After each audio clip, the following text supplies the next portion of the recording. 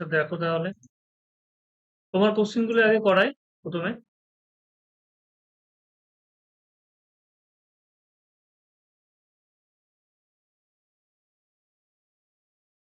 আচ্ছা, যেহেতু আমরা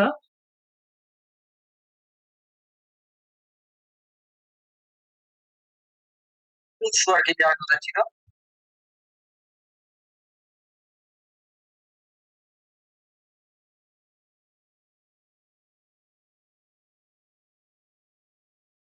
আচ্ছা আমরা রিমাইন্ডার থিওরিটা পড়িনি। হ্যাঁ, রিমাইন্ডারটা কিন্তু পড়তে হবে। তোমাদের আমি পড়িয়ে দেবো, আজকে কিছুটা পড়াবো যদি সময় হয়। নাহলে শুক্রবার রিমাইন্ডারে কিন্তু একটা দুটো ক্লাস লাগবে, মিনিমাম দুটো ক্লাস লাগবে রিমাইন্ডারে। রিমাইন্ডার থিওরিতে আমি কোশ্চেনটা করাবো, তবু আমি একবার দেখিয়ে দিচ্ছি। একবারে সহজ কোশ্চেন দিয়ে শুরু করি। আমি ওই কোশ্চেনটা স্কিপ করলাম, প্রথমের কোশ্চেনটা, এই কোশ্চেনটা স্কিপ করলাম। যে কোশ্চেন গুলো সহজ আমি সহজ দিয়ে করাচ্ছি। কোশ্চেন গুলো খুব সুন্দর সুন্দর কোশ্চেন আছে এখানে। উম, প্রথমে আমি এটা দিয়ে শুরু করছি। কি বলেছে দেখো,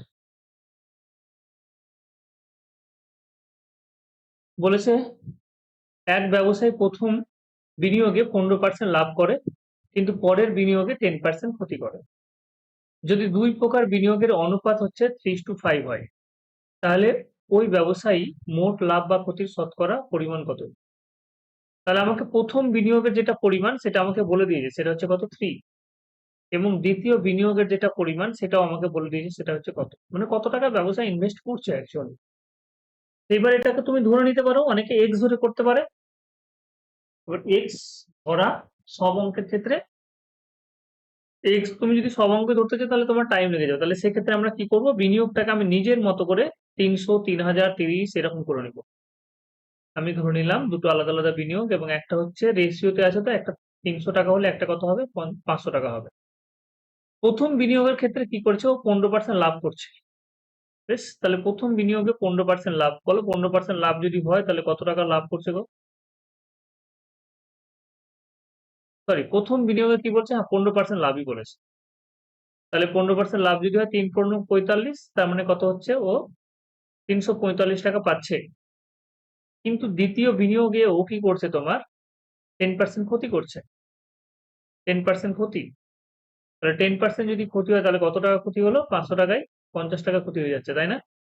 10% কিন্তু ক্ষতি হচ্ছে। 10% ক্ষতি হওয়া মানে 50 টাকা ক্ষতি হলো, তার মানে এখানে 500 টাকা লাগিয়ে কত টাকা পেলো, সেটা হচ্ছে 450 টাকা। তোর ইনভেস্টমেন্ট কত ছিল, 300 এবং 500, মানে কত হয়ে গেল, 800 টাকা ইনভেস্টমেন্ট। এই 800 টাকা ইনভেস্টমেন্ট করে ও কত টাকা পাচ্ছে, ও পাচ্ছে হচ্ছে গিয়ে তোমার 5, 5×4 = 9, 4×3 = 7, 795 টাকা পাচ্ছে। তাহলে আমাকে বলেছে ওই ব্যবসায় মোট লাভ বা ক্ষতির শতকরা পরিমাণ কত। তাহলে 5 টাকা ক্ষতি কত টাকায়, 800 টাকায়, তাহলে 100 টাকায় কত। তাহলে 5 টাকা ক্ষতি হচ্ছে কিন্তু কমে যাচ্ছে, দেখো 800 লাগিয়ে আমি 795 টাকা পাচ্ছি। তাহলে ক্ষতি হচ্ছে, এখানে এখানে মাইনাস রিপ্রেজেন্ট করছে, ক্ষতি হচ্ছে, বা তুমি মাইনাস না লিখলে হবে। তার মানে কত ক্ষতি হচ্ছে, 5/8। বোঝা গেল অঙ্কটা?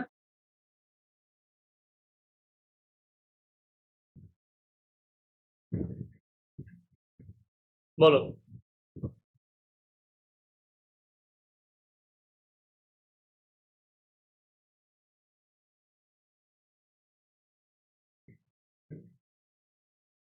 আলিয়া বনানী, শোনা যাচ্ছে? বুঝতে পারছো তোমরা? হ্যাঁ। বেশ, এটা একটা কোশ্চেন ছিল। আচ্ছা, তারপরে এই কোশ্চেনটাই করে দিই, 72 নম্বর কোশ্চেন। বলছে একটি টেবিল একটি চেয়ারের 500 টাকা এক ব্যক্তি টেবিল একটি চেয়ার 500 টাকা, 500 টাকা বিক্রয় করে। আচ্ছা, 500 টাকা বিক্রয় করে। এক ব্যক্তি একটি টেবিল এবং একটি চেয়ার 500 টাকায় কি করছে, তোমার বিক্রয় করে। বেশ, তার মানে টেবিল এবং চেয়ার মিলিয়ে ও 500 টাকায় বিক্রয় করে দিচ্ছে। টেবিলটির 10% ক্ষতি এবং চেয়ারটির, আচ্ছা চেয়ারটিতে 10% লাভ হয়। আচ্ছা, টেবিলটির ক্ষেত্রে 10% ক্ষতি হচ্ছে এবং চেয়ারটিতে 10% লাভ হলে মোটের উপর তার 10 টাকা লাভ হচ্ছে। আচ্ছা, তাহলে চেয়ারটির ক্রয় মূল্য কত? এইরকম ভাবে যদি না ভেবে এরকম ভাবে যদি করা যায় যে টেবিলটা আমি বিক্রি করলাম, দেখছি এরকম হচ্ছে কিনা। অঙ্কটা আমি নিজেও করে নিই। 10% ক্ষতি হচ্ছে, দেখে মনে হচ্ছিল হয়ে যাবে।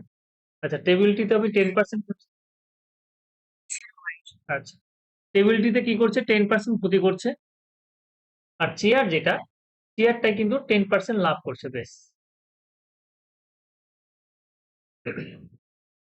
টেবিলটির 10% ক্ষতি এবং চেয়ারটিতে 10% লাভ হয়, মোটের উপর 10 টাকা লাভ হচ্ছে। এটা বিক্রয় মূল্যই বলে দিয়েছে, তার মানে ক্রয় মূল্য ধরেই করতে হবে। এরকম ভাবে অ্যালিগেশনে যেতে পারবো না। চলো, তাহলে এরকম ভাবে আমি ধরে নিই যে কস্ট প্রাইস ধরে নিলাম, cost price of table and chair, সেটা হচ্ছে গিয়ে টেবিলের হচ্ছে ধরে নাও এক্স রুপিস আর একটা হচ্ছে ওয়াই রুপিস, বা টেবিলের তুমি টি ধরে নিতে পারো এবং চেয়ারের সি ধরে নিতে পারো। এরকম ভাবে ধরলেও হয়। মানে এরকম ভাবে না ধরে আমি কস্ট প্রাইস টেবিলে ধরে নিলাম কত, টি টাকা, আর চেয়ারের ধরে নিলাম তোমার টেবিলের ধরে নিলাম টি টাকা, আর চেয়ারের ধরে নিলাম তোমার হচ্ছে গিয়ে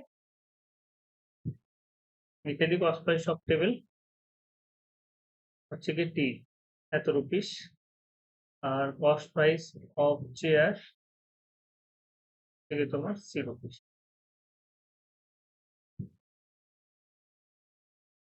আচ্ছা, টেবিলটির 10% ক্ষতিতে বিক্রি করা হচ্ছে।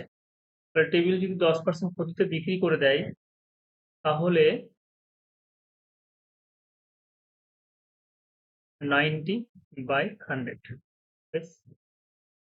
চেয়ারের কস্ট প্রাইস হচ্ছে সি, চেয়ারটা হচ্ছে 10% লাভে বিক্রি করছে, তার মানে 110/100।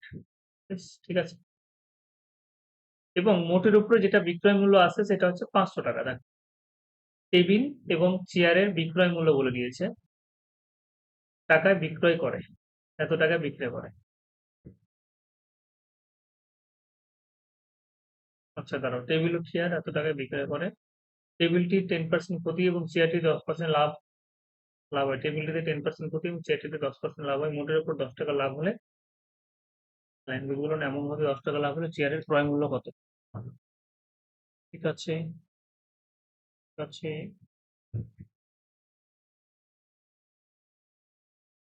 তাহলে বিক্রয় মূল্য ধরে যদি করি, ক্রয় মূল্য চেয়েছে, তাই তো? হুম।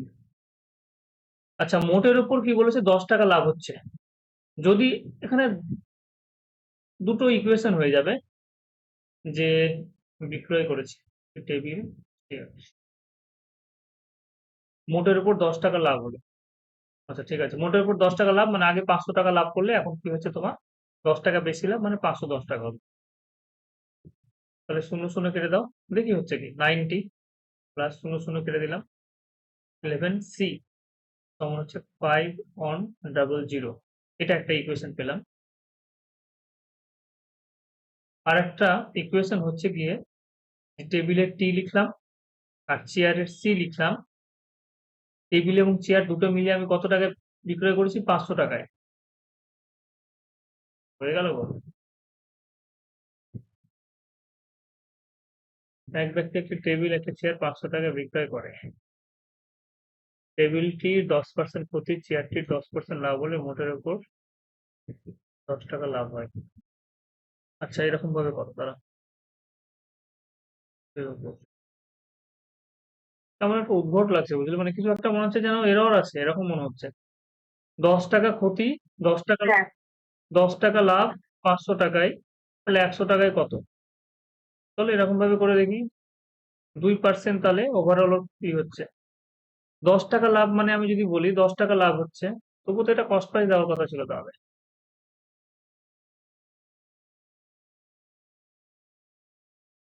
10% ক্ষতি হচ্ছে গিয়ে তোমার টেবিলে, চেয়ারে হচ্ছে 10% লাভ, মোটের উপর 10 টাকা লাভ, ওটাকে আমি কস্ট প্রাইসই ধরলাম। চলো, 500, 100, 5 দিয়ে 10, তাহলে 2%।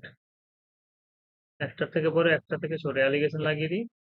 10 থেকে 2 বাদ দিলে 8, এটা 12, 4 2 8, 4 3 12, 3 8 2 5, 5 রিপ্রেজেন্ট করছে 500 টাকা, 1 রিপ্রেজেন্ট করছে 100, চেয়ারের ক্রয় মূল্য কত? অ্যান্সার দেখতে তোরা চেয়ারের ক্রয় মূল্য 300 টাকা আছে কিনা? 300 আছে, কিন্তু এটা তাহলে ভুল 500টা করেছে। সিট এটা ভুল করেছে, এটা হচ্ছে। ভুল করেছে, এটা বিক্রয় মূল্য হবে না। এটা কস্ট, এটা ক্রয় মূল্য হবে।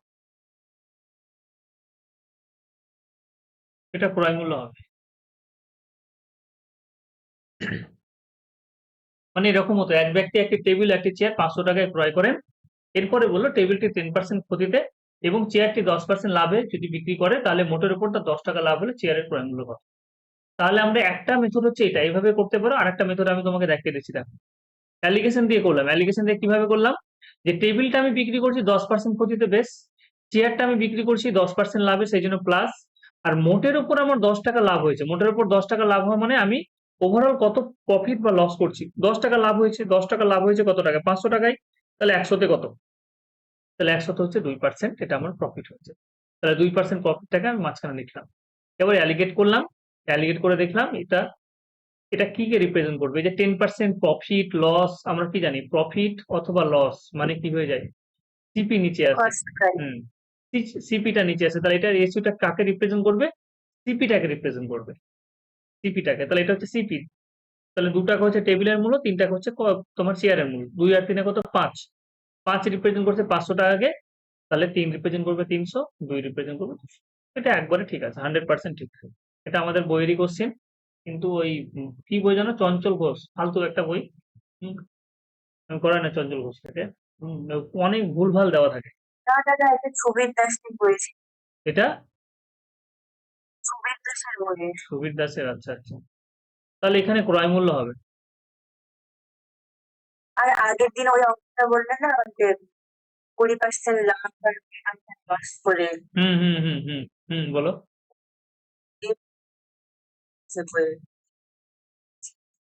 আচ্ছা, এবি রুল দিয়ে করিয়েছে, কিন্তু অ্যাকচুয়াল অ্যান্সার তো ওটাই হবে। হ্যাঁ, এই মানে হুম, তাহলে ওটাই নিতে হবে। এখন দেখে নিতে হবে যে ওই অ্যান্সারটা আছে কিনা। আচ্ছা, এখানে আহ, এই কোশ্চেনটা আরেকভাবে করে নাও। যে টেবিলের ক্রয় মূল্য টি টাকা, চেয়ারের ক্রয় মূল্য হচ্ছে সি টাকা। তাহলে কত হলো? 500। এটা একটা ইকুয়েশন পেলাম। টেবিলটা 10% ক্ষতিতে বিক্রি করছে। এখানে ইকুয়েশন দুই ভাবে সাজানো যায়। টেবিলটা 10% ক্ষতিতে বিক্রি করছি, তাহলে ক্ষতির ক্ষেত্রে আমি নেগেটিভ লিখবো। দেখো, টেবিল 10% ক্ষতি। দেখো, আমি ইকুয়েশনটা দুটো ভাবে সাজিয়ে, তাহলে বুঝতে পারবে ক্লিয়ারটা, মানে কনসেপ্টটা ক্লিয়ার হয়ে যাবে। আর এখানে চেয়ারটা যে 10% লাভে, তাহলে চেয়ার 10% লাভ করছি 10/100। শুধু লাভের আর লসের হিসাবটা হচ্ছে এখানে। ওভারঅল কত টাকা লাভ হলো? 10 টাকা, তাহলে এখানে 10 লিখবে। হয় তুমি এরকম ভাবে ইকুয়েশন নাও, তাহলে এখানে কি হলো? শূন্য শূন্য কেটে গেল, শূন্য শূন্য কেটে গেল, তাহলে -t/100, বা আমি একবারে 10 দিয়ে গুণ করে দেবো, আরো ভালো হবে। আচ্ছা, করলাম। +c/10, 10 হচ্ছে। তাহলে এটাকে এরকম করা যায় যে -t+c, এই 10টা এখানে চলে এলো, তাহলে 100 হয়ে গেল। এটা হচ্ছে 2 নম্বর ইকুয়েশন। কেউ যদি সাজাও তাহলে এরকম ভাবে সাজাতে পারো। অথবা অথবা এরকম ভাবেও সাজানো যায় যে টেবিল আমি বিক্রি করেছি 10% ক্ষতিতে, তার মানে কত হলো? 90/100। চেয়ার আমি বিক্রি করেছি 10% লাভে, তার মানে 110/100। ওভারঅল আমার 10 টাকা লাভ লাভ হলো, তার মানে আগে, আচ্ছা 10 টাকা লাভ হলো এখানে, তাহলে 10 টাকা লাভ করতে পারবো না, কারণ আমার কস্ট প্রাইস। আচ্ছা, মোটের উপর 10 টাকা লাভ হলো, ঠিক আছে। তার মানে এখানে তুমি কি করতে পারো? 510 করতে পারো, কারণ ক্রয় মূল্য হচ্ছে 500 টাকা, আর 10 টাকা লাভ টিকলো, তার মানে 510 হলো। তাহলে এইভাবে এখানে ক্যালকুলেশনটা, এটা লেন্দি হয়ে যাবে। এই ইকুয়েশন ভাবে এরকম ভাবে না করে তুমি এই 1 আর 2 এভাবে যদি করো, তাহলে বেশি সুবিধা হবে। আমরা কি করবো? 1+2 করে দিব। 1+2 করে পাই। তাহলে 1+2 করলে দেখতে পাচ্ছ এখানে t+c 500, -t+c 100, কেটে গেল। 2c সমান হচ্ছে গিয়ে 600, c সমান হচ্ছে কত? 300, এত রুপিস হয়ে গেল। সি যদি পেয়ে যাও, তাহলে টিও পেয়ে যাবে। বোঝা গেল ব্যাপারটা? হ্যাঁ।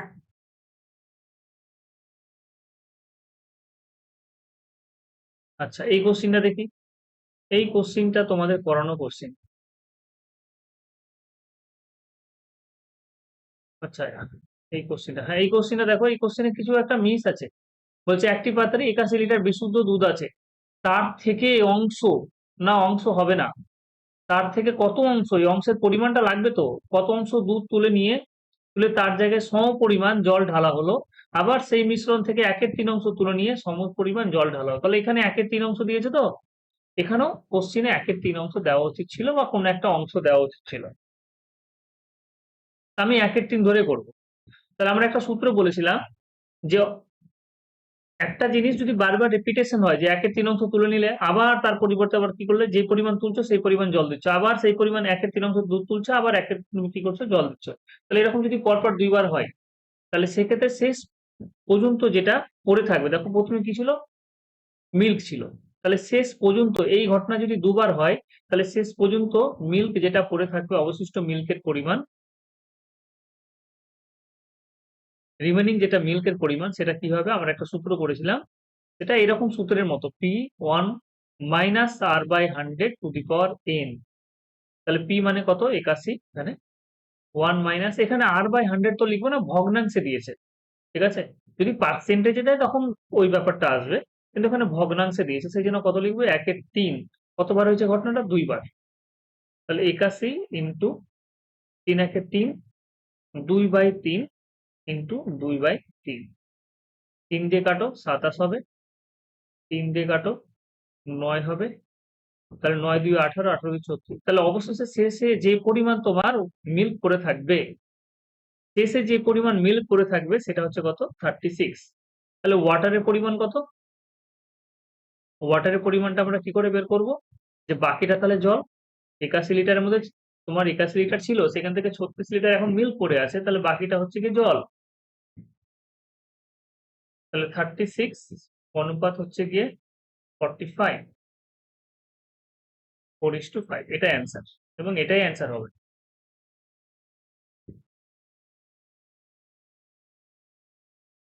ঠিক আছে।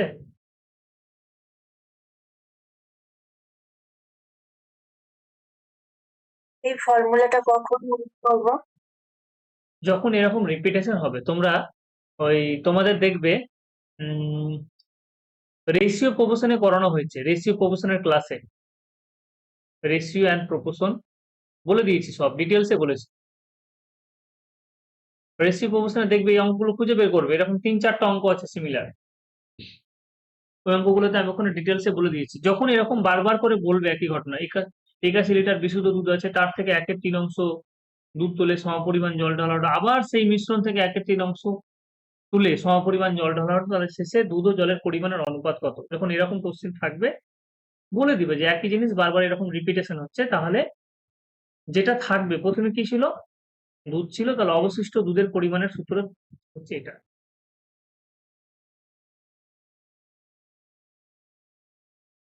ঠিক আছে। হ্যাঁ, বেশ একটু ক্লাসগুলো দেখে নিও, ক্লাসগুলো না দেখলে হবে না। দাঁড়া একটু কলটা রিসিভ করে নি, হ্যাঁ। হ্যাঁ, হ্যাঁ, হ্যালো, হ্যাঁ বলো, বলো। হ্যাঁ, নম্বর সেভ আছে, বলো। হ্যাঁ বলো। মালদাতে তো খুব ভালো ডাক্তার নেই, তো মালদাতে গ্যাস্ট্রোলজিস্ট একটা হচ্ছে সুবীর কুমার দাস, সেটা হচ্ছে হ্যাঁ সেটা হচ্ছে গিয়ে ইসে বসে, ওই তোমার গিয়ে দিশারিতে বসে। আর একটা ডাক্তার দেখিয়েছি, কিন্তু ডাক্তারটা খুব ইয়ং, ডাক্তারটার নাম আমার মনে আসছে না, তাহলে আমি তোমাকে প্রেসক্রিপশন দেখে, এই এখন তো ক্লাসে আছি, ওই মোটামুটি 10-15 মিনিট পরে জানাচ্ছি।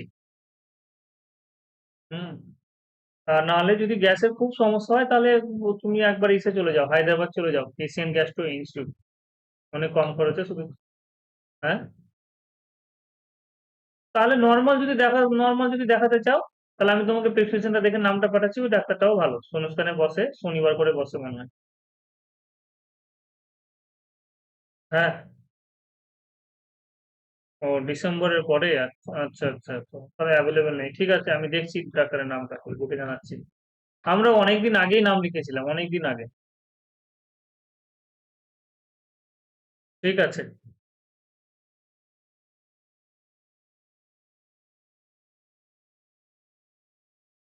হ্যাঁ, দিশারি আর শূন্যস্থান ছাড়া নেই গো ডাক্তার।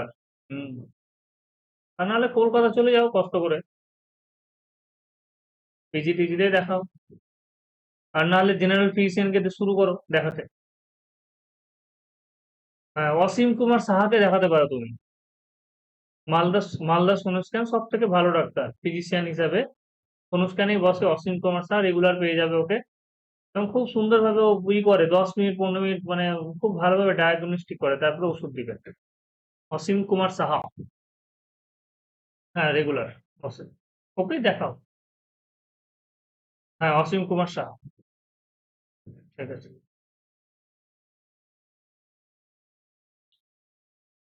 আচ্ছা, এরপরে কোশ্চেনটা দেখো দেখি। আহ, এটা করে নিয়েছি, এটা করে নিয়েছি, এটা হয়ে গেল। আচ্ছা, রেকর্ডিং তো অন করিনি মনে হচ্ছে। করলাম রেকর্ডিং অন? হ্যাঁ, করে দিয়েছি।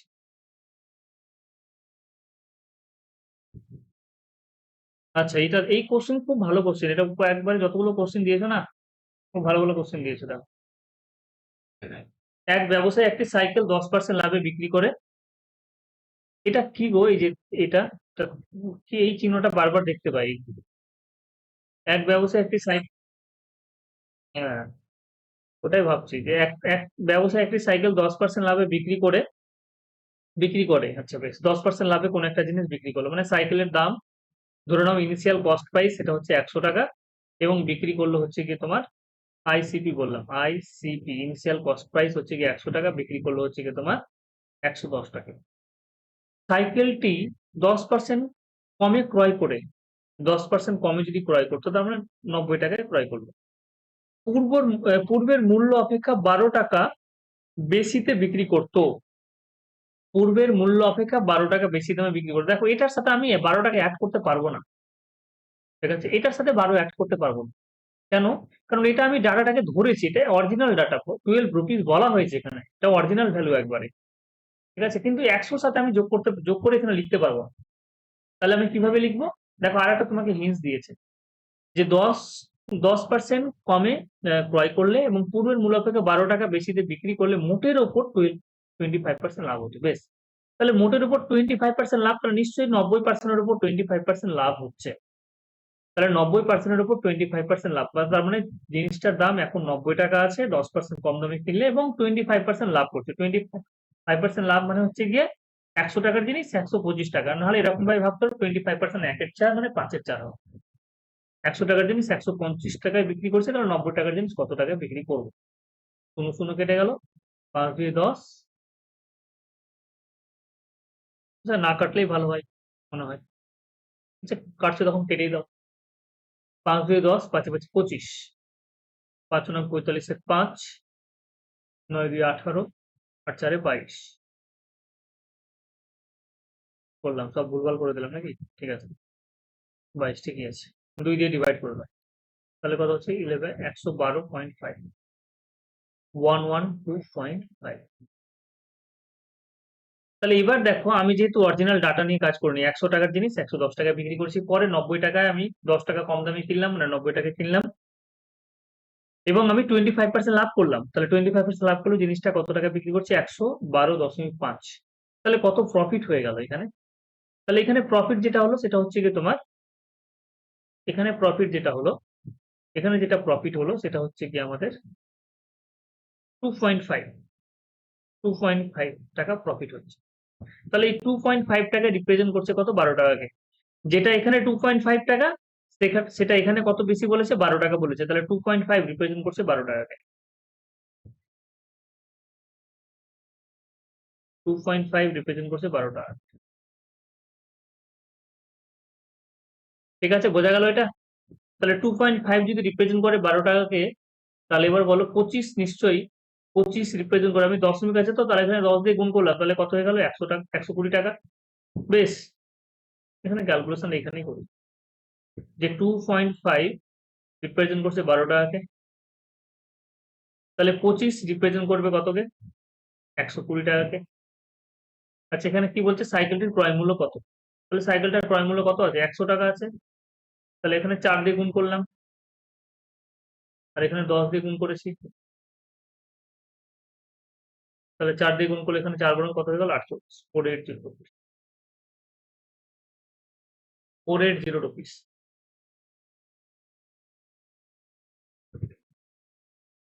ঠিক আছে, বোঝা গেল? আলিয়া বনানী বুঝতে পেরেছো? হ্যাঁ এই কোশ্চেনটা আমি এতবার করিয়েছি ব্যাচে যে এই কোশ্চেনের এখন না কিছু কিছু কোশ্চেনের অ্যান্সার মুখস্থ হয়ে গেছে। যেমন এই কোশ্চেনের অ্যান্সার আমার মুখস্থ হয়ে আছে 480। এই কোশ্চেনটা আমার মনে নেই। এই কোশ্চেনের অ্যান্সার আমার মুখস্থ হয়ে আছে যে 300 হবে নাহলে 200 হবে অ্যান্সার। এই কোশ্চেনের অ্যান্সার জানি যে 4:5 নাহলে 5:2, শুধুমাত্র দেখার ব্যাপার আছে। তো এইরকম প্র্যাকটিস করে করে তোমার যখন দেখবে ওই তোমাদের যেই সুবীর দাসের বই না যেখান থেকে অঙ্ক পড়াচ্ছি তার 50% থেকে 60% অ্যান্সার পুরো বলে দেওয়া যায়। ওই বিহারের ছেলেগুলো এরকম ভাবে মুখস্থ করে নেয় অ্যান্সার। তো প্র্যাকটিস একটু বাড়াতে হবে, প্র্যাকটিস বেশি করলে সব অ্যান্সার মুখস্থ হয়ে যাবে করে করে। আর সেখানে কি বলেছে নেক্সট কোশ্চিন, একটি মিশ্রণ, এই কোশ্চেনটা করানো তোমাদের বলছে একটি মিশ্রণে দুধ ও জলের অনুপাত হচ্ছে 2:1, কিছুদিন আগেই করালো। আমি বুঝলাম, কিন্তু বুঝতে পারিনি যে মিশ্রণে জলের পরিমাণ মানে প্রথম হ্যাঁ, এখানে একটা জিনিস এরর আছে, এখানে একটা জিনিস এরর আছে, এটাও তো ঠিক বলেছে। এটা বলবো যে প্রাথমিক মিশ্রণ হবে বা প্রথম মিশ্রণ হবে। হুম, এটা বলে দিতে হবে প্রথম মিশ্রণই হবে। তাহলে দুধ ও জলের পরিমাণের অনুপাত কত হচ্ছে? তাহলে আমি ধরুন জল ধরে করবো না দুধ ধরে করবো, যে কোনো একটা। তাহলে আমি জল ধরেই করছি। জল ঢালা হচ্ছে 3 লিটার জল, 3 লিটার জল মিশ্রিত করার পরে নতুন অনুপাত হচ্ছে এটা। তাহলে প্রথমে জলের পরিমাণ ছিল 1/3, পরে জল আমি 3 লিটার মেশাচ্ছি। তাহলে 3 লিটার জল মেশাচ্ছি, তাহলে জল কত হচ্ছে গিয়ে 1 অংশ মেশাচ্ছি, কারণ অংশতে করছি তো। আচ্ছা, পরে আবার শেষ পর্যন্ত কি হয়ে গেল, তাহলে এই যে 3 লিটার জল মেশানোর পরে এখন যেটা জলের পরিমাণ সেটা হচ্ছে 3/7। জল নিয়ে করতে থাকো, টোটাল হচ্ছে 7 ইউনিট, 7 ইউনিটের মধ্যে জল কতটা আছে 3 ইউনিট। ব্যাস, এটা অ্যালিগেট করে দাও এবার। 1 মাইনাস 3/7, 3/7 মাইনাস 1/3, 4/7 21, 1/3 হবে এটা, 9, 7, 4/7, 2/21, 7 3 কত 21, 2 দিয়ে কাটো কত হচ্ছে 2, তাহলে এখানে পড়ে থাকলো 2, এখানে পড়ে থাকলো 1/3। এরকম ক্ষেত্রে কি করতে হয়, কোনো কোনো গুণ করে দিতে হয়। তাহলে 2:2 কত হয়ে গেল, সরি 6:1, বা 3 দিয়ে বোথ সাইডে 3 দিয়ে গুণ করে দেবেন 6:1। আচ্ছা, এখানে দেখো এই জিনিসটা, এখানে যেটা 1 ইউনিট পেলাম, এই 1 ইউনিট রিপ্রেজেন্ট করছে 3 লিটারটাকে। 1 ইউনিট যদি 3 লিটারকে রিপ্রেজেন্ট করে তাহলে এখানে 18 লিটার হবে, 18 লিটার। তাহলে এই যে 18 লিটার এটা হচ্ছে প্রাথমিক মিশ্রণটাকে রিপ্রেজেন্ট করছে, আর এই 3 লিটার কি করছে, এই যে জল মিশিয়েছিলাম সেটাকে রিপ্রেজেন্ট করছে। তাহলে ইনিশিয়াল ওয়াটার কত থাকছে? ইনিশিয়াল ওয়াটারের পরিমাণ হচ্ছে কি তোমার, মিশ্রণ তো 18 লিটার আছে, ওয়াটারের পরিমাণ হচ্ছে কি 1/3। এই যে দেখো 1/3, প্রথমে যেটা বলেছি ওয়াটারের পরিমাণ 1/3, 3 দিয়ে কাটলে কত হয়ে গেল 6, 6 লিটার। বলো এবার বোঝা গেল? হ্যাঁ, আমি এভাবেই করেছি, 1 সমান 3 এতটা করতে বুঝতে পারিনি। হুম, ওই কোশ্চেনের একটু প্রবলেম হচ্ছে, সেই জন্য কোশ্চেন গুলো ঠিকঠাক নেবে। এই যেমন এই কোশ্চেনটা এরর কোশ্চেন। এই কোশ্চেন আমি কয়েকটা কোশ্চেন করাবো, দেখো এটা রিলেটেড কয়েকটা কোশ্চেন করাবো, আমি দেখিয়ে দিচ্ছি। দেখো এখানে প্রথমে বললো মিশ্রণের লবণের পরিমাণ 12%, বেশ। 25 কিলোগ্রাম জল বাষ্পীভূত হলে মিশ্রণের লবণের পরিমাণ কি হলো, মিশ্রণের লবণের, তবে প্রকৃত মিশ্রণের পরিমাণ কত, কিছুই বুঝলাম না। 25 কিলোগ্রাম জল বাষ্পীভূত হওয়ার পরে মিশ্রণে লবণের পরিমাণের একটা পার্সেন্টেজ দিতে হবে, তাহলে তো আমি করতে পারবো যে এবার লবণের পরিমাণ 30%, 20%, 40%, তাহলে করতে পারবো, নাহলে করা যাবে। এই কোশ্চেন এরর এটা। আমি এরকম রিলেটেড কয়েকটা কোশ্চেন করাচ্ছি।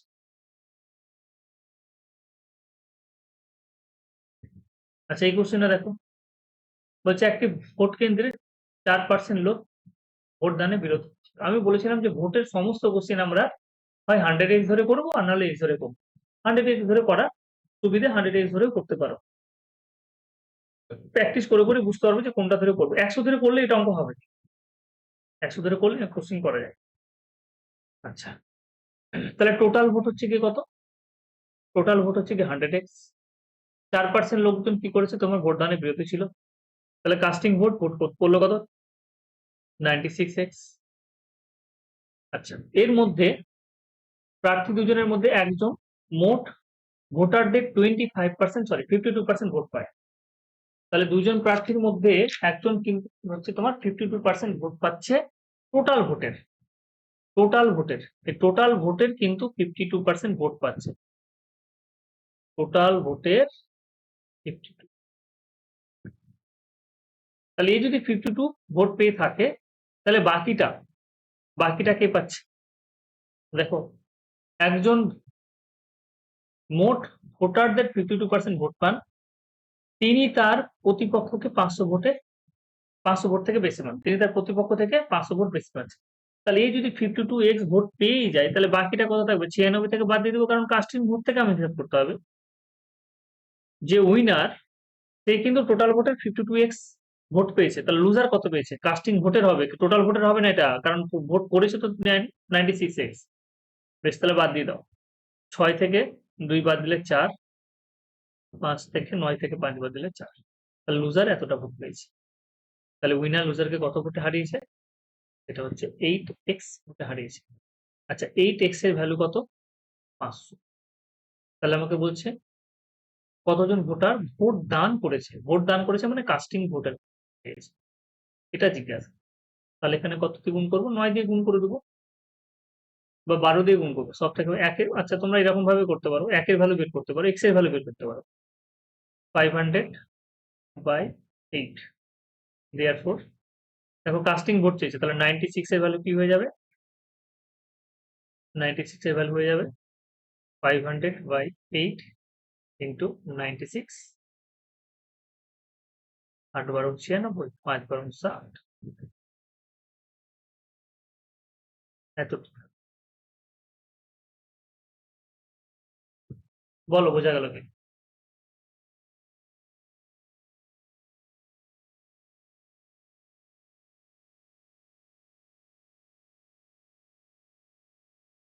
হ্যাঁ।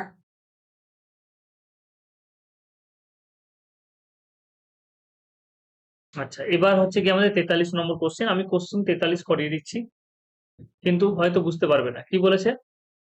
একটি সংখ্যাকে পর্যায়ক্রমে 5 ও 9 দ্বারা ভাগ করা হলে অবশিষ্ট থাকে যথাক্রমে 4 ও 3। এটা দাঁড়িয়ে আছে। তাহলে এটা একটা পদ্ধতি। কি বলেছে যে পদ্ধতিটা কেমন, আমি এখানে বলে দিচ্ছি যে একবার একটা সংখ্যাকে আমি প্রথমে কি করলাম, 5 দিয়ে ভাগ করলাম। কোন একটা সংখ্যাকে আমি 5 দিয়ে ভাগ করলাম, 5 দিয়ে ভাগ করলাম। সংখ্যাটা কিন্তু আমি জানি না। একবার 5 দিয়ে ভাগ করছি, একবার 9 দিয়ে ভাগ করছি, পর্যায়ক্রমে মানে পরপর। তাহলে পর্যায়ক্রমে ভাগ করার পরে আমি রিমাইন্ডার পাচ্ছি। কি রিমাইন্ডার পাচ্ছি? একবার রিমাইন্ডার পেলাম, সেটা হচ্ছে কি তোমার 4 প্রথমবার। দ্বিতীয়বার রিমাইন্ডার কত পেলাম? সেটা হচ্ছে 3। বেশ, শেষে ভাগশেষ কত এসছে বা কিছু আমাকে বলে দেয়নি। বলছে সংখ্যাটিকে এবার 45 দ্বারা ভাগ করলে কত ভাগশেষ থাকবে, শেষে কত ভাগশেষ আছে বলে দেয়নি। তাহলে এরকম কোশ্চেনের ক্ষেত্রে যখন শেষে কোনো রকম ভাগশেষ কি অবশিষ্ট আছে, যখন তোমাকে কোনো কিছু বলে দিবে না, তখন আমরা কি করবো, এবং পর্যায়ক্রমে কথাটা লেখা থাকবে কিন্তু, তখন আমরা শেষের ভাগশেষটাকে 1 ধরে নেব। 1 ধরে নাও অথবা 0 ধরে নিব, যে কোনো একটা ধরতে পারো, 1 অথবা 0। আচ্ছা, 1 অথবা 0 হলো, তাহলে এটা হচ্ছে রিমাইন্ডার। আর এটা কি হচ্ছে তোমার, একটা যেটা হচ্ছে গিয়ে, এটা হচ্ছে তোমার কোসেন্ট। এটাকে আমরা কোসেন্ট বলবো। তাহলে 9 1 9, মানে ভাগফল যেটা হচ্ছে 9 1 9, আর 3 কত হচ্ছে 12। আচ্ছা, তারপরে আবার কি হচ্ছে ৫ বারং ৬০, ৬০ আর ৪ কত ৬৪। মানে ব্যাপারটা কি হয়েছিল তাহলে? সংখ্যাটা তুমি ৬৪ ও করতে পারো, অন্য অ্যান্সারও কিন্তু আসতে পারে। ৬৪ এর পরিবর্তে অন্য কিছু আসলেও কিন্তু আমার অ্যাকচুয়াল অ্যান্সারে কোনো রকম পার্থক্য হবে না। তার মানে কি করা হয়েছিল দেখো, এরকম পর্যায়ক্রমে ভাগ করার নিয়মটা কেমন? যে প্রথমে আমি এটাকে ৫ দিয়ে ভাগ করলাম, দিয়ে ৫ বারং কত হলো ৬০।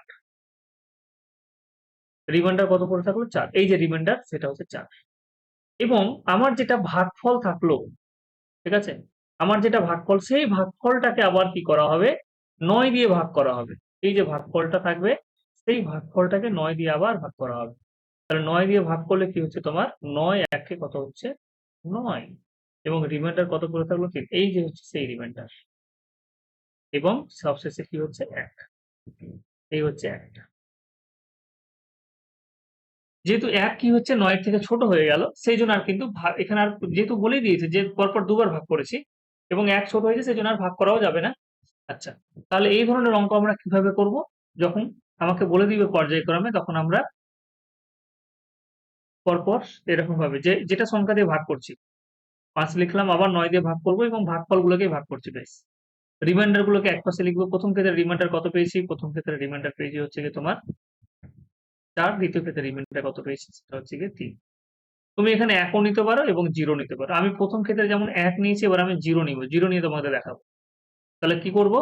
কোসেন্টের সাথে গুণ হবে, কিন্তু এটা নিচেরটা যেটা আসবে সেটা কোসেন্ট। এটা হচ্ছে কোসেন্ট। এটা হচ্ছে ভাগফল। শেষে যেটা থাকবে সেটা হচ্ছে ভাগফল। ৯ ০ ০ আর ৩ এ ৩ই হচ্ছে। এখন ৯ ০ ০ আর যোগ করলাম ৩। রিমাইন্ডারের সাথে যোগ হয়ে যাবে। ৯ ০ ০ আর ৩ যোগ হলো। যেহেতু এটা ভাগফল, ভাগফলের সাথে কি হয়ে যায়? গুণ হয়ে যায়। আমরা এরকম করে নিই যে ভাজ্য সমান হচ্ছে ভাজক ইনটু ভাগফল প্লাস হচ্ছে কি তোমাদের ভাগশেষ। তাহলে ভাগশেষটাকে আমরা রিমাইন্ডার বলি, ভাজকটাকে আমরা ভাজ্যটাকে আমরা বলি ডিভাইজার, ভাজকটাকে আমরা বলি ডিভিডেন্ড। আমি ভুল করে দিলাম না কেমন কি? ডিভিডেন্ড বলে না কি বলে গো?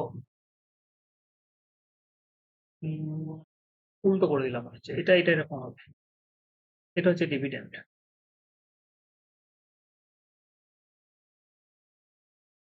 এটা হচ্ছে ডিভিডেন্ড। এটা হচ্ছে ডিভাইজার। এটা হচ্ছে কোসেন্ট। আর এটা হচ্ছে রিমাইন্ডার।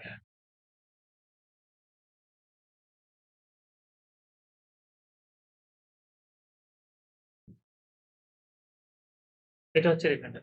তাহলে ভাজ্য সমান হচ্ছে ভাজক ইন্টু ভাগফল প্লাস এই যে, তাহলে ভাজকের সাথে ভাগফলটা গুণ হচ্ছে।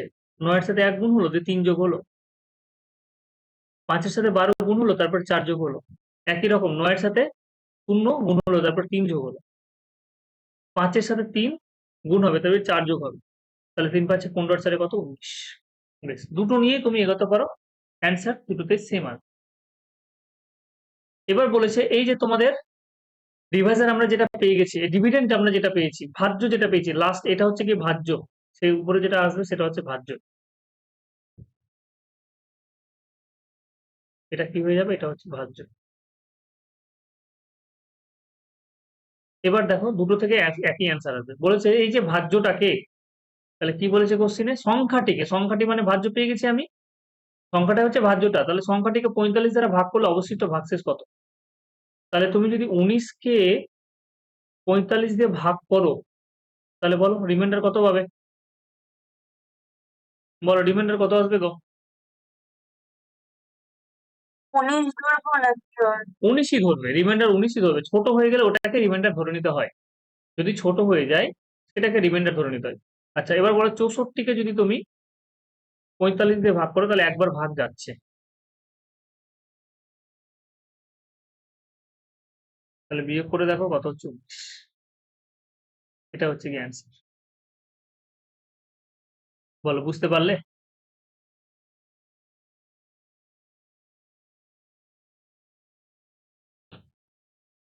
হ্যাঁ।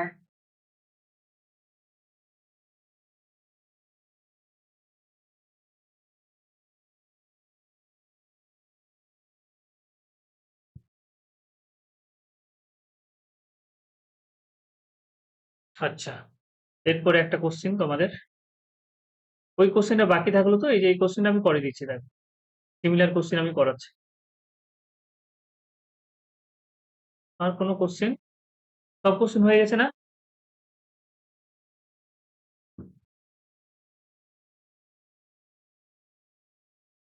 তাহলে দেখে নাও সবগুলো কোশ্চেন হয়েছে কিনা।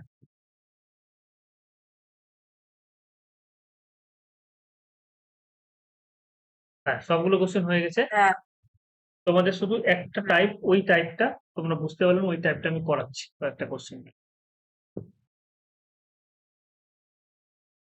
হয়ে গেল।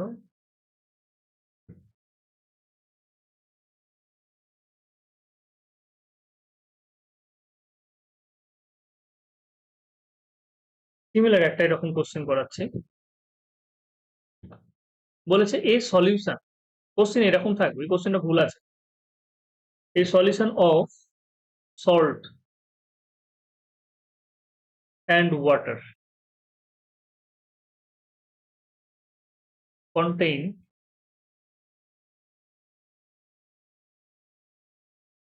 5% salt if 20 liter of water is evaporated.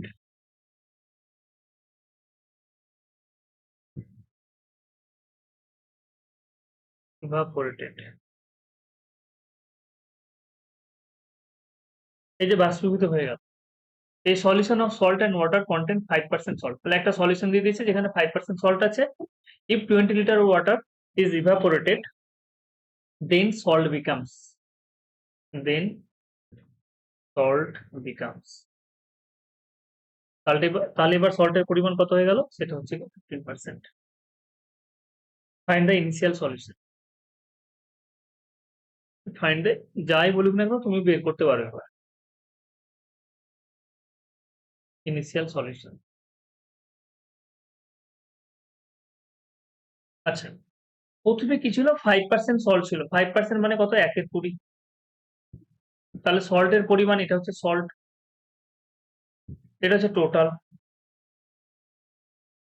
দ্বিতীয় ক্ষেত্রে কি হচ্ছে তোমার 15%। এবার 20 লিটার জল ইভাপোরেট হওয়ার পরে 15%, 5% মানে যদি 1/20 হয় তাহলে 15% কত হয়ে যাবে, 3/20। দ্বিতীয় ক্ষেত্রে সল্টের পরিমাণ রেশিওতে কত হলে এত, আর টোটাল মিক্সারটা যেটা আছে সেটা হচ্ছে কি এটা। বেশ, এবার দেখো, তাহলে আমরা যদি বলি সল্ট, তাহলে আমাদের দুটো জিনিস, একটা হচ্ছে সল্ট, একটা হচ্ছে ওয়াটার।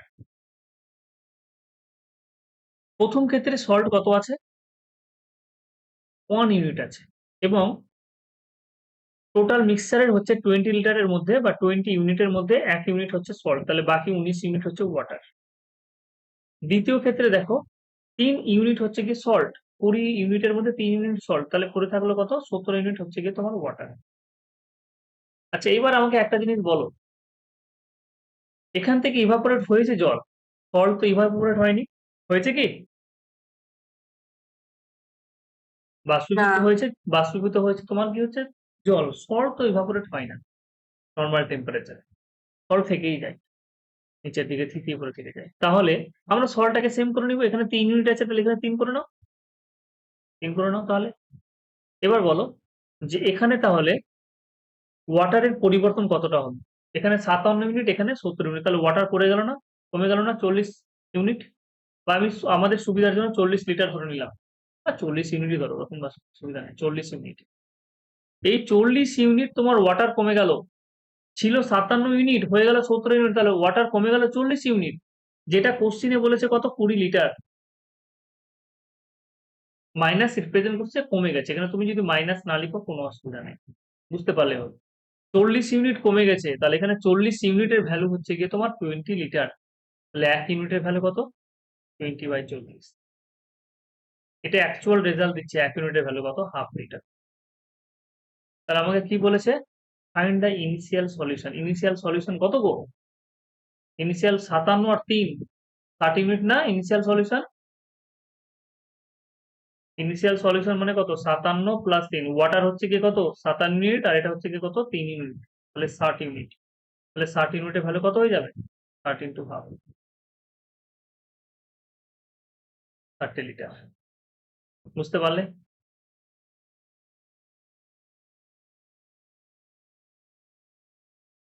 হ্যাঁ। কোশ্চেন এরকম হবে। চলো তাহলে আরেকটা কোশ্চেন করাই দেখি তোমরা কতটা কি বুঝলে। বরণী বোঝা যাচ্ছে? হ্যাঁ। কেমন কমিউনিকেশন ভাবো অনলাইনে পড়াতে, শুধু হ্যাঁ বলেই হয়ে যাচ্ছে। সামনাসামনি থাকলে বোঝা যেত, চোখ মুখ দেখেই বোঝা যায় যে কে বুঝেছে কে বুঝেনি।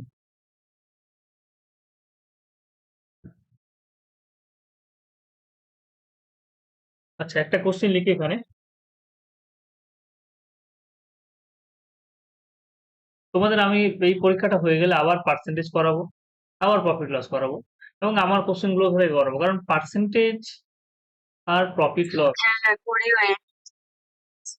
তোমাদের ওই বই থেকে না টাইপ ওয়াইজ করানো হয়নি বলে সমস্যা হচ্ছে। অন্যান্য জায়গায় কোশ্চিন টাইপ ওয়াইজ না হলে সমস্যা হয় না, কিন্তু পার্সেন্টেজ আর প্রফিট লস হচ্ছে এমন একটা জায়গা যে তোমাকে টাইপ ওয়াইজ শিখতেই হবে। আমি কম্পাউন্ড ইন্টারেস্ট যেমন যেরকম ভাবে করিয়েছিলাম সেরকম ভাবে তোমাদের শিখতে হবে, তাহলে হবে না।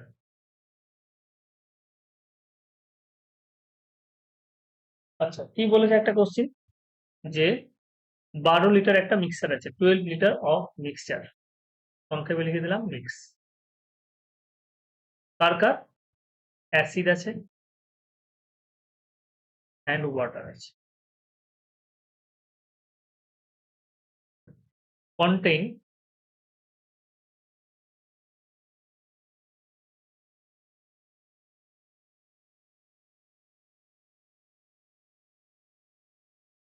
গেল না,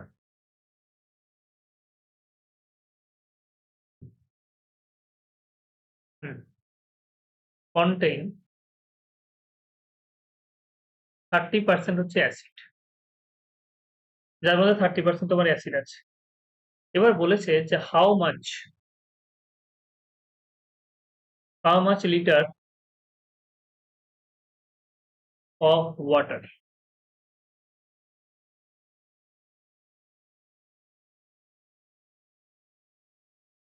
should be withdrawn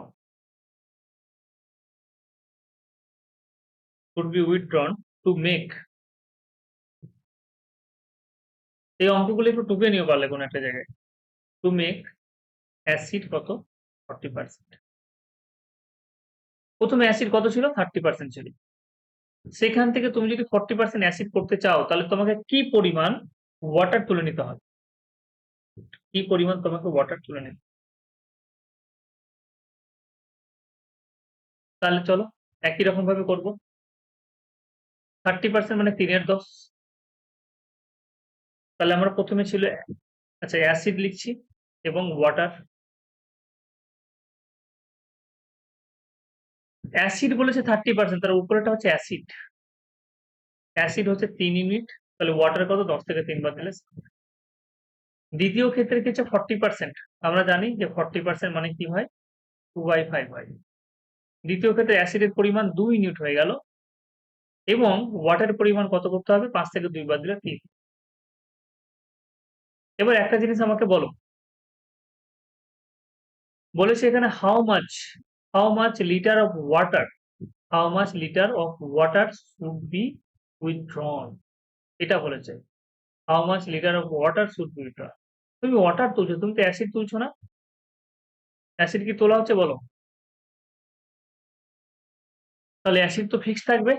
অ্যাসিড যেহেতু তোলা হচ্ছে না তাহলে অ্যাসিড ফিক্স থাকবে, অ্যাসিড চেঞ্জ হবে না। তাহলে অ্যাসিড যদি চেঞ্জ না হয় তাহলে অ্যাসিডকে সেম করো। তাহলে এখানে 3 আছে, 3 কে 2 দিয়ে গুণ করবো, আর এখানে 2 আছে সেটাকে 3 দিয়ে গুণ। একে 2 দিয়ে গুণ করলাম তাহলে এখানেও 2 দিয়ে গুণ, এখানে 3 দিয়ে গুণ করলাম তাহলে এখানেও 3 দিয়ে গুণ করবো। তাহলে ওয়াটারের পরিবর্তন কতটা হয়ে গেল সেটা দেখে নি। 7 দিয়ে 14 আর এখানে 9, মানে 5 ইউনিট তোমার ওয়াটার কমে গেল, এখানে 5 ইউনিট ওয়াটার কমে গেল। তার মানে 5 ইউনিট ওয়াটার কমাতে হবে। মেন কথা হচ্ছে 5 ইউনিট ওয়াটার কমাতে হবে, না হলে কিন্তু অ্যাসিড 40% হবে না। এটা 40% আছে বলে এরকম রেশিও এসছে, আর এটা 30% আছে বলেই এরকম রেশিও এসছে। তোমাকে এই রেশিওটা নিয়ে আসতে হবে, তার জন্য তোমাকে কত পরিমাণ ওয়াটার তুলে নিতে হবে। তাহলে আমরা দেখলাম যে আমাকে 5 ইউনিট তাহলে ওয়াটার তুলে নিতে হচ্ছে, তাহলে 5 ইউনিটের ভ্যালুটা আমরা বের করবো। ঠিক আছে, তাহলে এবার বলো 7 দিয়ে কত 14, 14 আর 6 20। দেখো ইনিশিয়ালি যদি আমরা বলি তাহলে এখানে কত হচ্ছে, এটা হচ্ছে 14 আর এটা হচ্ছে কত 6। ঠিক আছে, এটা হচ্ছে 14, এটা হচ্ছে 6। তার ইনিশিয়াল যেটা সলিউশন ছিল সেটা হচ্ছে 20 ইউনিট ছিল। এই 20 ইউনিটের ভ্যালু কত বলে দিয়েছে, 20 ইউনিটের ভ্যালু হচ্ছে 12 লিটার। তাহলে 1 ইউনিটের ভ্যালু কত হবে, 12/20। তাহলে 5 ইউনিটের ভ্যালু কত হবে, কারণ 5 ইউনিটে তো আমাকে কমাতে হচ্ছে, তাহলে তো রেশিওটা হবে। তাহলে 12/20 ইন্টু 5, 5 4 20, 4 3 কত 12, তাহলে কত হয়ে গেল 3 লিটার। তাহলে তোমাকে 3 লিটার তুলে নিতে হবে। তুমি যদি 3 লিটার ওয়াটার তুলে নাও তাহলে সেক্ষেত্রে রেশিও কি হয়ে যাবে, 40% তোমার অ্যাসিড হয়ে যাবে, 2:3 রেশিও চলে আসবে। বোঝাতে পারলাম? এবার 20 ইউনিটটা ওষুধ থেকে আসলো। হ্যাঁ, 4 ইউনিটটাই তো করলাম। দেখো ইনিশিয়াল সলিউশন কত ছিল, ইনিশিয়াল সলিউশন হচ্ছে এখানে 6 ইউনিট আর হচ্ছে গিয়ে 14 ইউনিট। 6 আর 14 মিলে কত হলো 20, আচ্ছা, হ্যাঁ। 6 প্লাস 14, 20 ইউনিট হচ্ছে 12 লিটারকে রিপ্রেজেন্ট করছে, কারণ 12 লিটার ইনিশিয়ালি ছিল। তাহলে 1 ইউনিটের ফলে কত 5 ইউনিট তোমাকে কমাতে হবে, না হবে না। দেখলাম যে 5 ইউনিট কমেছে রেশিওতে। বেশ, আর একটা কোশ্চিন করাবো, লাস্ট কোশ্চিন। এই কোশ্চিনটা আসছে পরীক্ষাতে, ভালো কোশ্চিন, দেখো ধরতে পারছো কিনা। এই ওয়াটারমেলন আছে, এই watermelon contains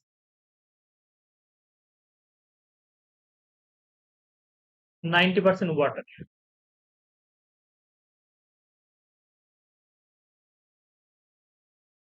After some time,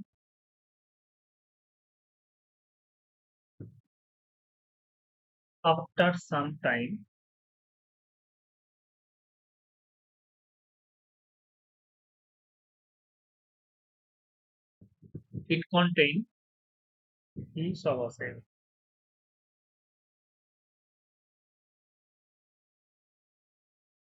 12% water.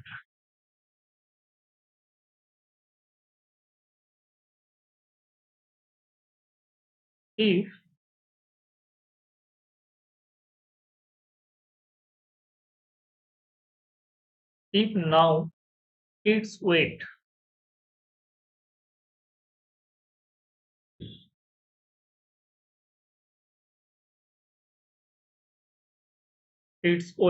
is 50 kg,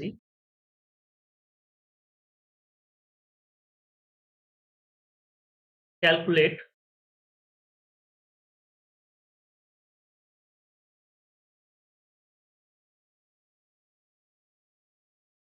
the original weight.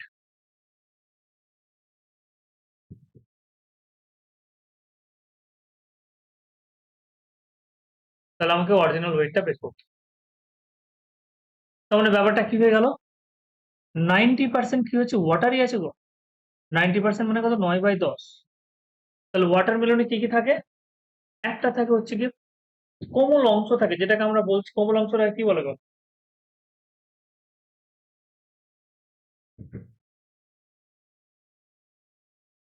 Pulp বলে, পাল্প। একটা কোমল অংশ থাকে আর একটা হচ্ছে শুধুমাত্র ওয়াটার আছে। তাহলে 9 ইউনিট তো তোমার ওয়াটারই আছে, তাহলে বাদবাকি পরিমাণ কি আছে, কোমল অংশটা আছে। কিছু সময় পরে কি হয়ে গেল, রোদের মধ্যে রেখে দেওয়া হয়েছে, after some time it contain 12% water, মানে রোদের মধ্যে ওটাকে তো আমি যদি কিছুক্ষণ রেখে দিই তাহলে বাই চান্স সেটা কি হয়ে গেছে, এরকম হয়ে গেছে 12% হয়ে গেছে। 12% মানে 12/100, 4 দিকে ওটা 4 3 বড়, 4 পয়েন্টে কত 100, মানে 3/5 হয়ে গেছে, 3/25 হয়ে গেছে। তার মানে এখানে এবার 3 ইউনিট কি আছে, শুধুমাত্র ওয়াটার আছে, সরি হ্যাঁ, এবার কি হচ্ছে 3 ইউনিট হচ্ছে ওয়াটার পড়ে আছে, আর 25 থেকে 3 ইউনিট বাদ দিলে সেটা হচ্ছে 22 ইউনিট তোমার কোমল অংশটা পড়ে আছে রেশিওতে। বলো এইটুকু বুঝতে সমস্যা কিছু? যখন ফ্রেশ ছিল তখন এই রেশিও, আর যখন তোমার ড্রাই হয়ে গেল তখন এই রেশিও গিয়ে দাঁড়ায়। এবার একটা জিনিস বলো যে কোমল অংশ যেটা পাল্প আমরা বলছি, সেটা কিন্তু পরিমাণ আগেও যা ছিল এখনো সে একই থাকবে। জলটা তোমার বেরিয়ে গেছে কোনো কারণবশত ইভাপোরেট, তাহলে কোমল অংশ চেঞ্জ হয়নি। তাহলে কোমল অংশটাকে ঠিক করে নিলাম। তাহলে ওয়াটারের পরিবর্তন কতটা হয়েছে?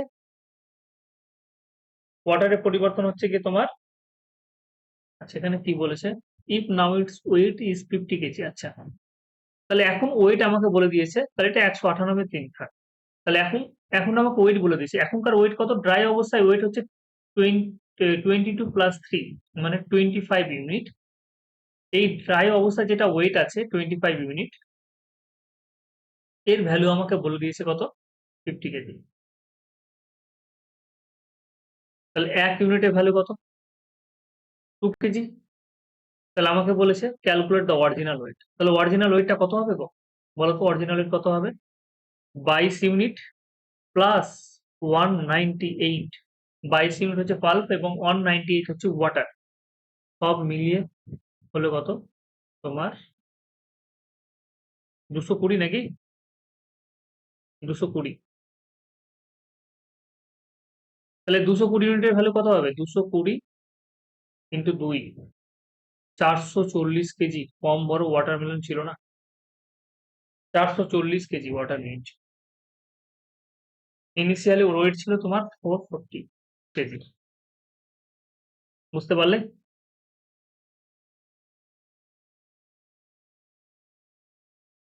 হ্যাঁ বেশ, আজকে আর পড়াবো না, এরপরের দিন দাদা, আর দুটো অঙ্ক একটু বলে দিবা? ঘড়ির অঙ্ক। ঘড়ির অঙ্ক বলো দেখি কি আছে। উম, কোন সময়ে 2টা থেকে 3টের মধ্যে দুটো কাঁটা ঘড়িতে একসাথে হবে? কোন সময়ে? 2টো থেকে 3টের মধ্যে? হুম তাহলে 2টো থেকে 3টের মধ্যে একটা হচ্ছে গিয়ে 2:10 হয়, আর একটা হচ্ছে গিয়ে তোমার দেখে নাও 2টো। বললাম দাদা, ঘড়ির অঙ্ক তো করা হয়নি। হ্যাঁ, ঘড়ির অঙ্ক করেনি। যখন 2টোর কাঁটাটা এখানে আসছে, তোমার অপশন গুলো দিয়েছে কি? এটা হচ্ছে 12। আচ্ছা আমি এখানে ছবির ডায়াল 15 মিনিট, 15 মিনিট, তারপর 10, 15, 10 মিনিট, 11। 12, 1, 2, 3, 4, 5, 6, 7, 8, 9, 10, 11। আচ্ছা এবার বলো কোশ্চেন, কোন সময়ে 2টো থেকে? 3টের মধ্যে দুটো কাঁটা হুম, ঘড়িতে একসাথে হবে?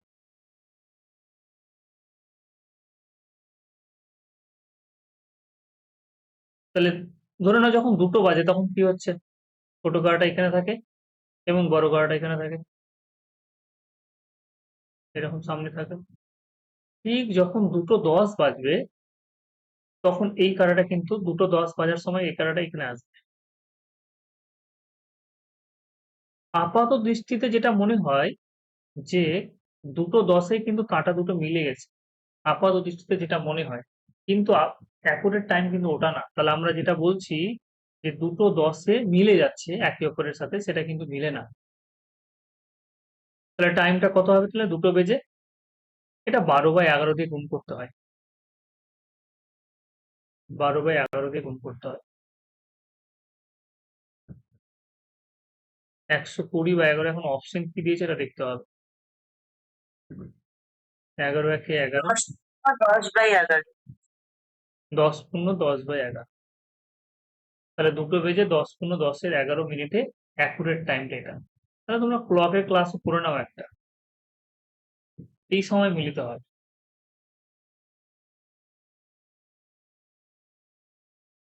আর অন্য কোনো সময় মিলিত হবে না এখানে, 2টো থেকে 3টের মধ্যে একবারে মিলিত হবে।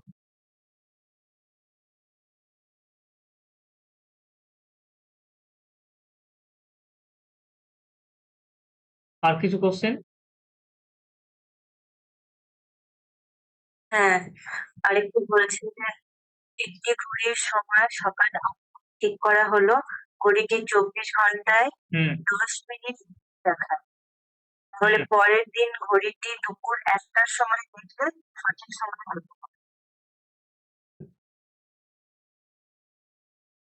আচ্ছা, আরেকবার পড়ো দেখি কোশ্চেনটা। একটি হ্যাঁ, ঘড়ি সকাল ৮টায়, সকাল ৮টায় ঠিক করলাম। তারপর ঘড়িটি ২৪ ঘন্টায় ১০ আচ্ছা, ২৪ ঘন্টায় ১০ মিনিট বেশি সময় দেখাচ্ছে, ঠিক আছে। পরের দিন ঘড়িটি দুপুর ১টার সময় দেখলে হুম সঠিক সময়। বেশ, ঘড়িটা আমি ৮টার সময় ঠিক করলাম, 8 AM ঠিক করলাম।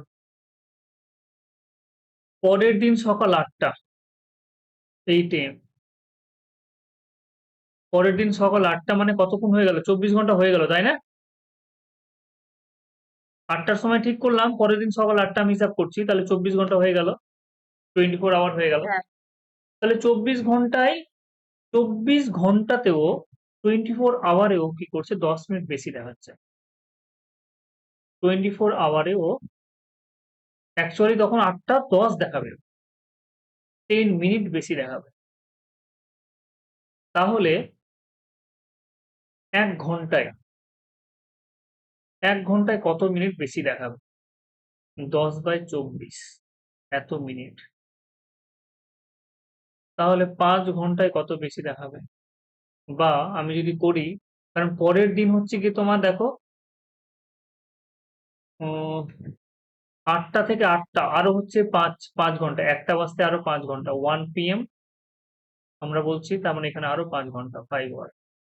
তাহলে ২৪ আর ৫-এ ২৯ ঘন্টার হিসাব করবো আমরা।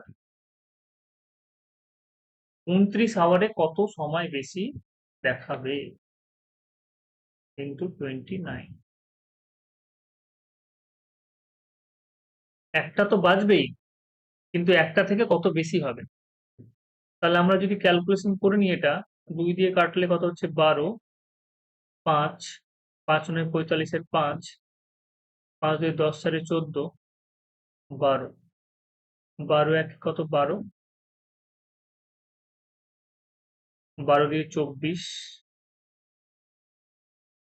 এত। তার মানে আনসার হবে ১টা বেজে, হ্যাঁ এবার বলো অ্যান্সারটা কি আছে? ১২ পূর্ণ ১-এর ২ মিনিট। কিভাবে অ্যান্সারটা দিয়েছে দেখো তো। ১২টা ৩৮ মিনিট, কারণ শেষের দিকে কি বলেছে যে পরের দিন ১টার সময়, সকাল ৮টায় ঠিক করেছি এবং পরের দিন ১টার সময় কি বলেছে এটা বলো তো? হ্যাঁ, সঠিক সঠিক সময় কত, সঠিক সময় কত হবে এরকম বলছে। অ্যান্সার কি দিয়েছে? ১২টা ৪৮, ১টা ১২, ১টা ৫০, আর আর নেই তো ৪টা বললাম। এই যে ১টা ১২, ১২টা ৪৮, অ্যান্সার কোনটা নিয়েছে গো? অ্যান্সার দিয়েছে ১২টা ৪৮। ১২টা ৪৮ কি করে হলো?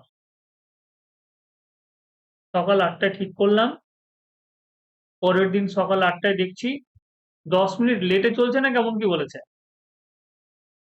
না ১০ মিনিট তো ফাস্ট? বোঝা যাচ্ছে না, বলছে যে হুম ফার্স্ট তো বললো, হ্যাঁ, হুম তারপর লাস্ট লাইন বলছে সঠিক সময় কত হবে।